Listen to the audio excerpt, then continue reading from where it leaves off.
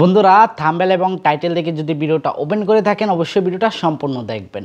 বন্ধুরা আমাকে অনেকেই কমেন্ট করেছেন অথবা অনেকে পার্সোনালি ইনবক্স করেছেন যে টিএনজি ই ওয়ালেট থেকে মালয়েশিয়ার থেকে রেমিটেন্স কীভাবে পাঠাবেন বাংলাদেশে, তার জন্য কয়েকটা প্রসেস আছে, সেটা কমপ্লিট করতে হবে। প্রথমত আপনার যদি মালয়েশিয়াতে ব্যাঙ্ক অ্যাকাউন্ট থাকে সেটা দিয়ে ভেরিফাই করতে হবে। দ্বিতীয়ত আপনার ভিসার স্টিকারের ছবি দিয়ে ফটোকপি দিয়ে সেটা দিয়ে আপনার ভেরিফাই কমপ্লিট করতে হবে। তো তারপরে কিন্তু আপনি বাংলাদেশে রেমিটেন্স পাঠাতে পারবেন। এটা কিভাবে আপনি সাবমিট করবেন আজকের ভিডিওতে দেখাবো। তো বন্ধুরা ভিডিও লাস্ট পর্যন্ত দেখতে থাকুন, সঙ্গে থাকুন। কথা না বাড়িয়ে চলে যাবো আমার মোবাইল স্ক্রিনে। বন্ধুরা টিএনজি ই ওয়ালেট থেকে বাংলাদেশে রেমিটেন্স পাঠাতে হলে সর্বপ্রথম আপনার টিএনজি ই ওয়ালেট অ্যাপ্লিকেশনটি ওপেন করতে হবে।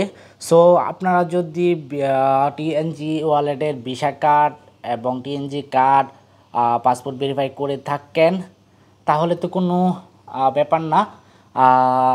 তবু আপনাকে টিএনজি ওয়ালেট থেকে যদি আপনি রেমিটেন্স পাঠাতে চান আমরা দেখে দিচ্ছি। আমরা কিন্তু অলরেডি কার্ড নেওয়া আছে, এখানে মেনুতে ক্লিক করে দেখাচ্ছে এখানে ভিসা কার্ডে কিন্তু আমাদের কার্ড অ্যাক্টিভ আছে।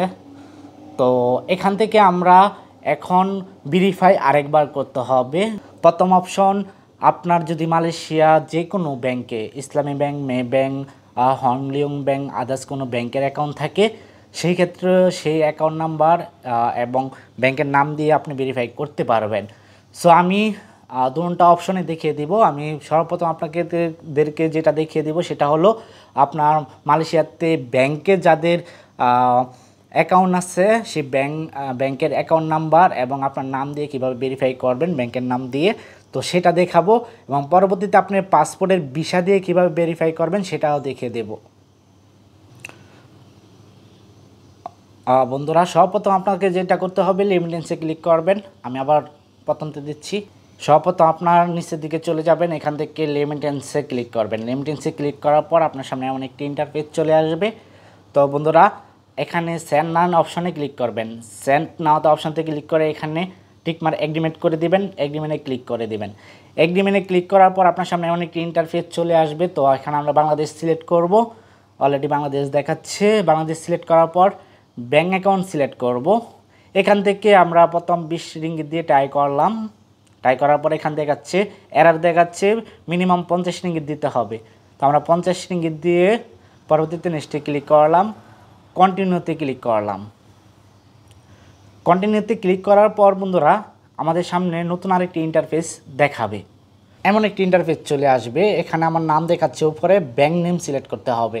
যত আমার মালয়েশিয়া মে ব্যাংকের অ্যাকাউন্ট আছে এখানে আমি ব্যাঙ্ক সিলেক্ট করে মে ব্যাংক খুঁজে বের করব।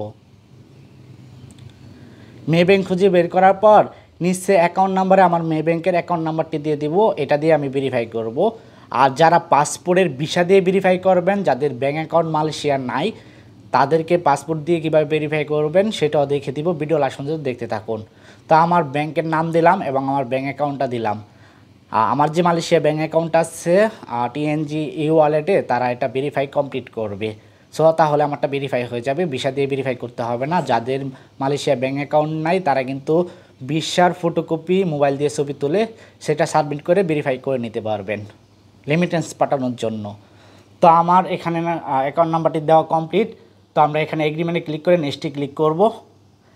নেক্সটে ক্লিক করার পর এখানে দেখাচ্ছে your information country under review. 3 দিনের মধ্যে আমারটা রিভিউ কমপ্লিট হবে।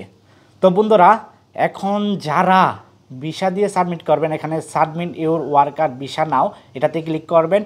ক্লিক করার পর এখান থেকে আপনার ভিসার মেয়াদ থাকতে হবে, এক্সপায়ার ভিসা হলে হবে না। এখানে আপনারা সব কিছু দেখিয়ে দিয়েছে।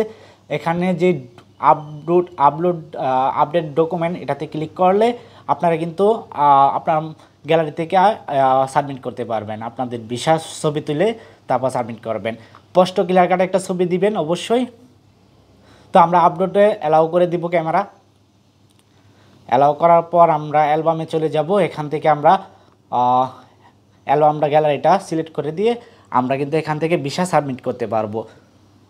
বন্ধুরা আশা করি এই ভিডিওটা আপনাদের উপকারে একটু যদি এসে থাকে অবশ্যই আমার চ্যানেলটি সাবস্ক্রাইব করে নেবেন, পাশে থাকা নোটিফিকেশন বেলটি অন করে দিয়ে অলেতে সিলেক্ট করে রাখবেন সবার আগে নোটিফিকেশন পেতে। অলরেডি যারা সাবস্ক্রাইব করেছেন তাদেরকে অসংখ্য ধন্যবাদ এবং এই ভিডিওটি আপনাদের বন্ধুদের কাছে শেয়ার করতে ভুলবেন না। আজকের মতো এই পর্যন্ত, পরবর্তীতে অন্য কোনো ভিডিওতে দেখা হবে। ততদিন পর্যন্ত ভালো থাকবেন, সুস্থ থাকবেন। আল্লাহ হাফিজ।